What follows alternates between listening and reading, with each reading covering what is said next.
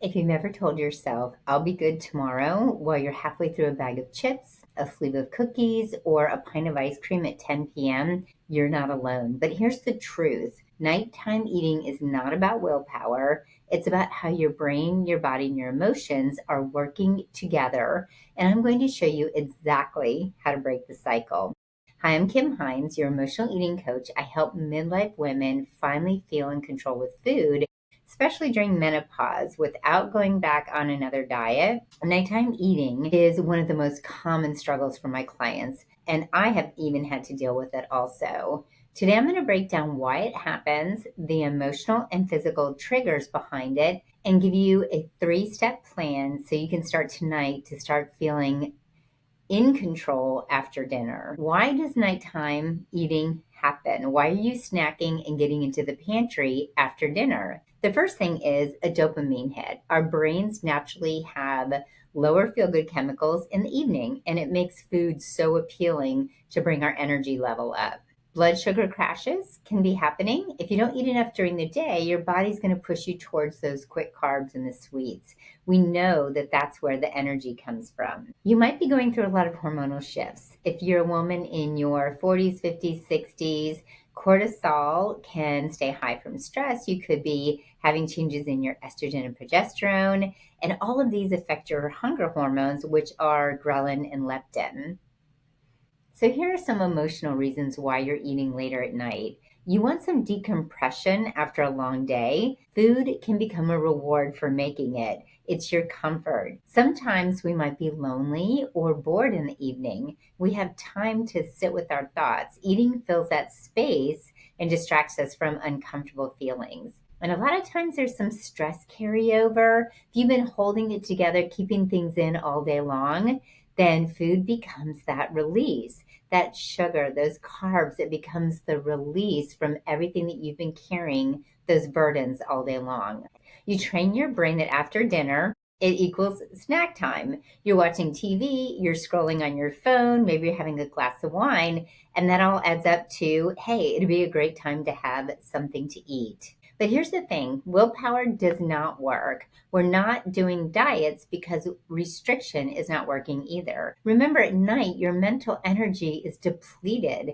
Decision fatigue kicks in. You've been making decisions all day long, and willpower is like a phone battery. By evening, you're not at 100% or even 75% or even 50%. You're down to about 5% battery left. So instead of just trying to stop eating, you need to change the cues and give your brain and body what they actually need. So here's the 3-step nighttime eating. So before you do this, make sure you drop down to the description and grab my free EFT tapping video.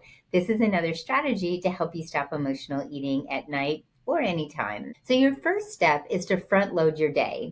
Make sure that you are consciously nourishing your body and eating balanced meals. If you've listened to the Emotional Eats podcast with me and my expert guests, we talk about having that protein and fiber to keep your blood sugar steady all day. And it helps you because then your body's not screaming for all that quick energy at night if you've been keeping up with eating. The second step is making sure that you have an evening transition, kind of like a ritual. Replace that habit of snacking and getting into the pantry or the freezer with a comfort habit that has nothing to do with food. And this takes practice. Know that you are going to try this and you'll have to keep trying it. Maybe taking 5 minutes of deep breathing or tapping. Remember that video is available to you in the description. A warm shower, journaling about a win today, or having a gratitude session with yourself. List 3 things that you're really grateful for. Maybe it's a time that you can do some puzzles, or you can do one of the hobbies that you've always wanted to get back to. I found myself scrolling on my phone, watching TV and wanting to snack, and I picked up crocheting again. Find something that works for you. Do it at the same time you would normally go and grab the chocolate, the cookies, the chips, or the ice cream. The third is the most important. We have to do an emotional check-in. Before you eat at night, take a pause and ask, am I really hungry? Sometimes we don't get a chance to do that. We're already in the food, and that's okay. But when you can, take a moment and think, if I'm not hungry, what am I feeling right now? Am I tired? Am I lonely? Am I just needing to sit with my thoughts? Do I have to process some conversations I had during the day? And keep a nighttime toolbox list in your kitchen. That means write a list of ideas of things that you could do that you'll see so you don't forget, like stretching, calling a friend, reading a book, or brewing some herbal tea.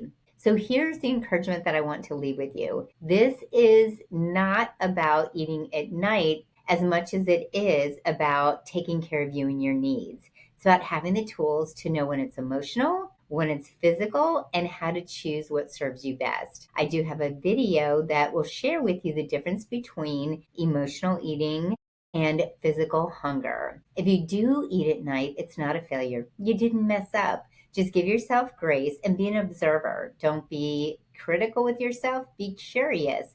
This is feedback, it's information. So when you're not eating, remember to write down the reasons why you think you were triggered and go back to all the things that we talked about: the stress, the loneliness, the boredom, resentment, maybe over people pleasing, boundaries. Maybe you were getting pushed today and you did not say no. If you want to go deeper into stopping emotional eating, make sure you download that free tapping video.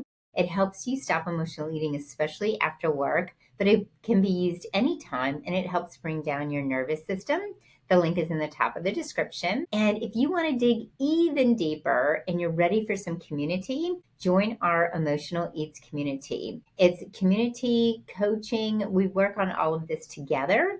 And if you want to learn more, make sure that you like this video, subscribe, and hit the bell so you don't miss anything else. Remember, it is not about the food. It's not about willpower. It's about you taking care of your needs.